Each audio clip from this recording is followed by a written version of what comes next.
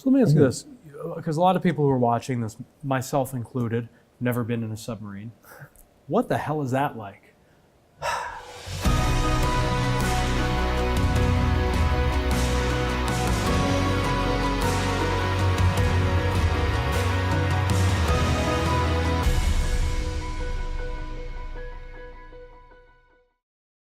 So James had the kind of job serving in our country that honestly, man, scares the shit out of me, which is being underwater in basically a big coffin. Essentially. So well, let's just dive into it, brother. Let's talk a little bit about your background. We grew up on a farm in southwest Missouri, small town, 90 kids in my graduating class. Didn't want to go to college because I would have just partied my ass off and wasted it. I wanted to do something, get out of the area, see the world. Ended up in the Navy doing electronics. And they asked for volunteers for submarines while I was going to school in it was the end of December, 1st of January in Florida. They asked for volunteers to go submarines. I said, all right, I won't get to go to Great Lakes in the middle of winter and shovel 14 feet of snow. So I stayed in Florida for a year and then ended up in Groton, Connecticut for 18 and a half years.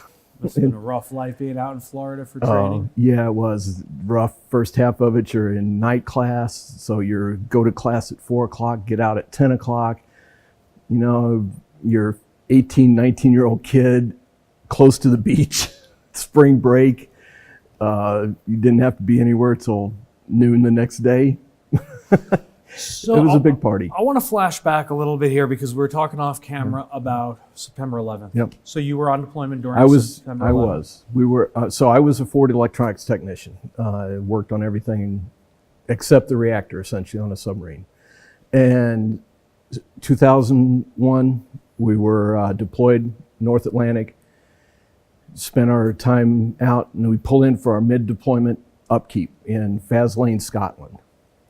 Interesting town, great place. Used to be a boomer town. That's where the British have all their boomers in and out of. Big maintenance facility. So we could tear the boat apart, do a lot of work on seawater systems, you know, any big system that we had. We were in there. It was our 1 weekend. We had another week and a half supposed to be there. I'm sitting in the barbershop getting a haircut. News is on. Holy crap. You're seeing the one tower on fire and then the other plane hitting. Run down to the boat. We're getting antennas up. People are just starting to hear this. We get radio systems up, trying to get a hold of squadron, subland, everybody. What the hell's going on? So it's go time at this point. It's go. I mean, we're going. We went for. How can we get back into this fight? Everybody's pissed. They got everybody back to the boat, got us underway. We were underway within 24 hours. Wow. For people who don't know, how fast do these things move? Greater than 20 knots. Okay. So let me ask you this, because a lot of people who are watching this, myself included, never been in a submarine. What the hell is that like? Okay, so essentially, if you can lock yourself in your closet and try to operate. You put a couple other people in there with you. And fill your whole house with water. Yeah, yeah. Everything outside of you is water. So you work a 6-hour shift, and there's 3 shifts essentially. So you have 6 hours on, 6 hours of training and maintenance, and about 6 hours of sleep, and then you start doing that all over again. How do you mentally prepare to be underwater, working 6-hour round shifts like that? So the submarine qualification system is a year-long process, essentially, once they get there. The guys have about a year to complete it. Some can do it quicker. Some take a little longer. But it's constant training.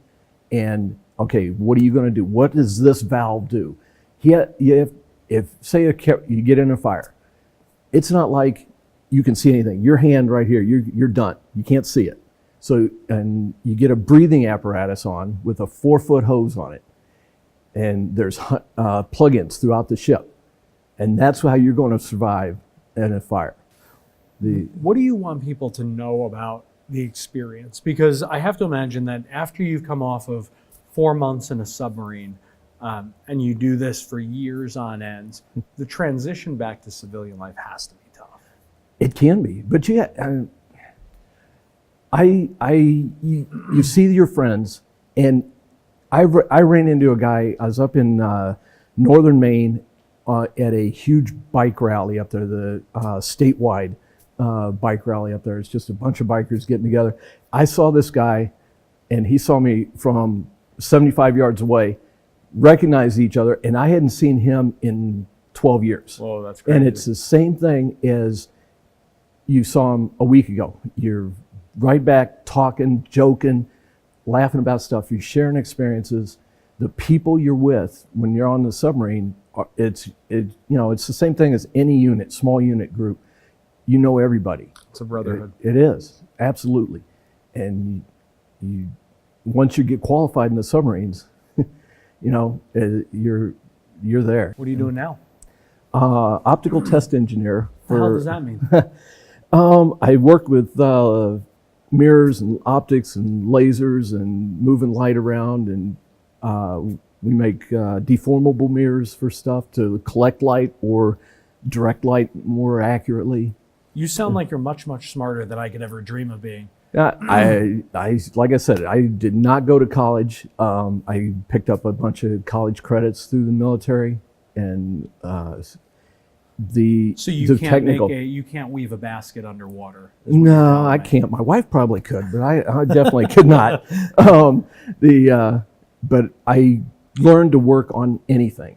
I worked on air system, hydraulic systems. I helped with the diesels, the controls, navigation systems, electronic warfare, radio, radars. I went to schools on, submarines. You can't carry enough people, Right. so you better be able to wear more than one hat. No doubt. And the guys, it's great the way they can do it. Let me ask you this: what do you want people to know about you or others who serve and protect our communities in our country? The guys that are still serving and making all these deployments, they're amazing people.